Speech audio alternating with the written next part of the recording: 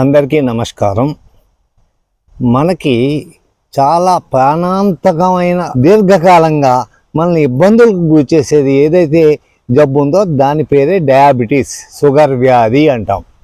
దాన్ని ఎట్లా తగ్గించుకోవచ్చు, దాన్ని ఎట్లా అదుపులో పెట్టుకోవచ్చు, అది ఒక పైసా కూడా ఖర్చు లేకుండా అంటే నాకు తెలిసింది మన యోగ పద్ధతి. ఈ యోగ పద్ధతిలో ఏమి వాడతాం మనము?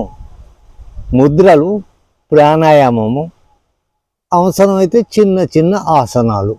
వీటితో మనం దీన్ని పూర్తిగా మనం నియంత్రణలో అంటే కంట్రోల్లో పెట్టుకోగలం.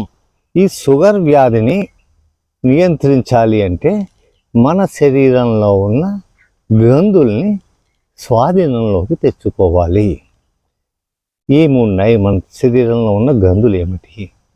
పీనియల్, పిట్యూటరీ, పైనుంచి కిందకు వస్తుంటే పీనియల్, పిట్యూటరీ, కింద దాకా వెళ్ళేటప్పటికి ప్యాంక్రియాస్ అంటాం.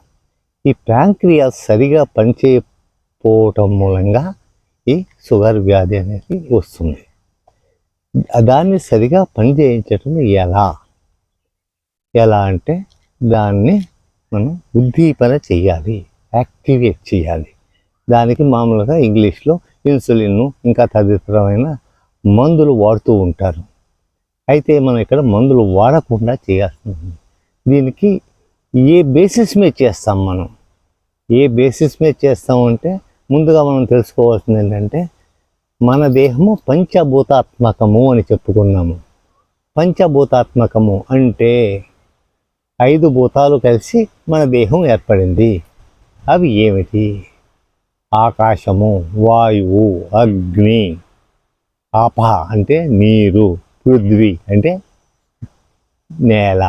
ఇవి 5 కలిసి మన దేహం ఏర్పడింది.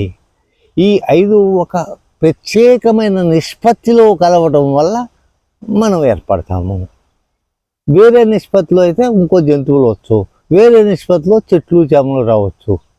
అంటే ఆ ప్రత్యేకమైన నిష్పత్తి తేడా వచ్చిందనుకో మనం మనుషులు కాకుండా ఇంకో రకంగా ఉంటాం. సరే, వచ్చాక ఈ మనిషి ఆరోగ్యంగా ఉండాలి అంటే ఏం చేయాలి?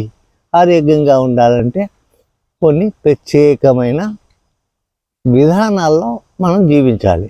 మనకి కొన్ని విధానాలు నిర్దేశించబడ్డాయి. అయితే మనం వాటిలో చెయ్యం. మన ఇష్టం వచ్చినట్టు మనం చేసి అయినా కానీ మనకి డబ్బులు రాకూడదు, ఆరోగ్యంగా ఉండాలంటాం. అదేం లాజిక్ నాకు ఎప్పటికీ అర్థం కాదు. ఒక పద్ధతి ప్రకారం జీవిస్తే మనం చాలా జాగ్రత్తగా ఉంటాం, బాగుంటాం.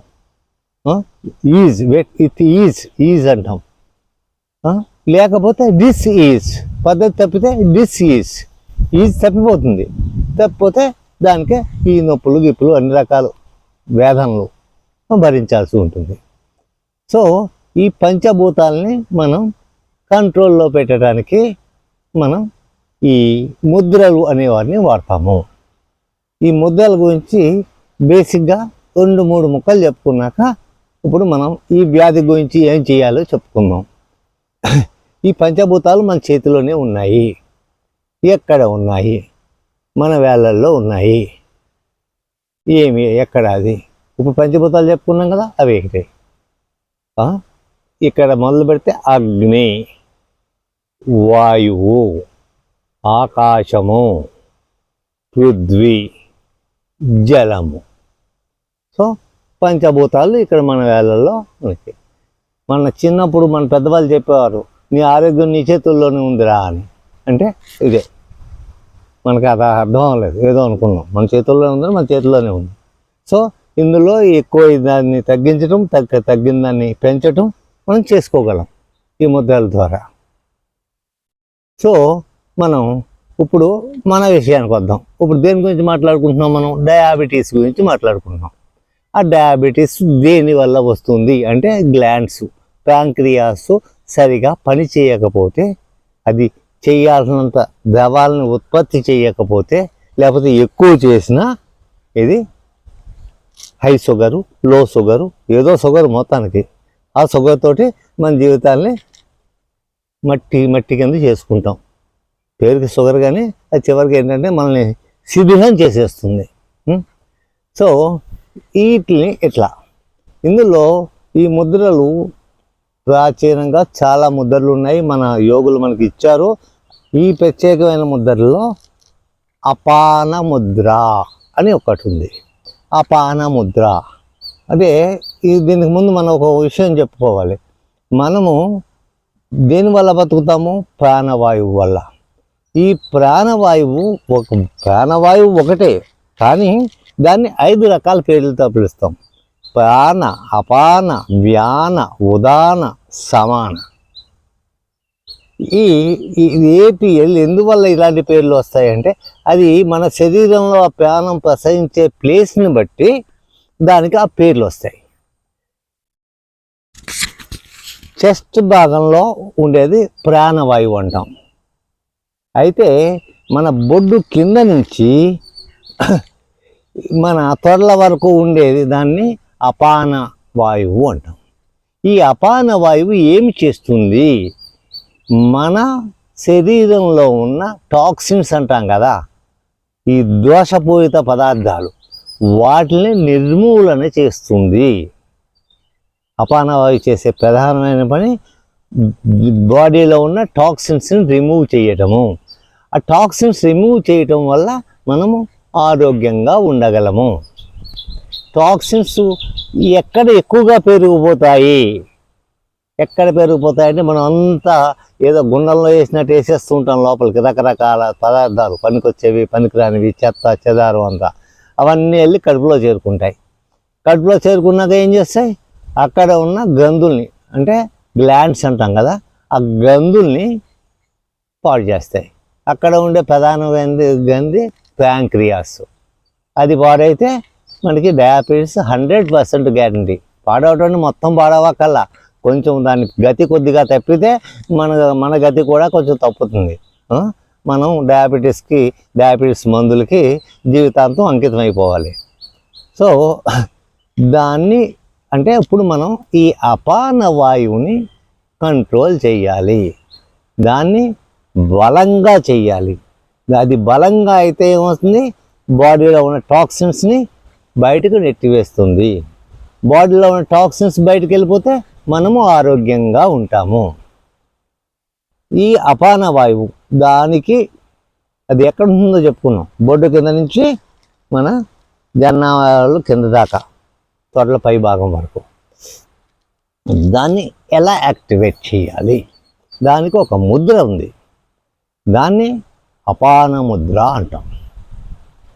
ఈ అపాన ముద్ర, ఈ పంచభూతాలు చెప్పాం కదా, ఈ పంచభూతాల్లో దేన్ని కలిపితే ఈ అపాన ముద్ర ఏర్పడుతుంది? అగ్ని. దేన్నైనా మీరు ఉద్దీపన చేయాలి అంటే అగ్నితోటే మేము దేన్నైనా ఉద్దీపన చేయగలం. అగ్నిలే పురోహితం యజ్ఞశ్చ దేవం అని ఋగ్వేదంలో మొట్టమొదటి ఈ శ్లోకం అది. అంటే దీన్ని మన పురానికి హితకరమైనది. పురము అంటే ఈ బాడీ, దీనికి హితకరమైనది అగ్ని. ఈ అగ్నితో ఏం చేయాలి? ఇప్పుడు మనం ఇవి చెప్పాం కదా, ఇది అగ్ని, వాయువు, ఆకాశము, భూమి. ఈ రెండు ఏంటి?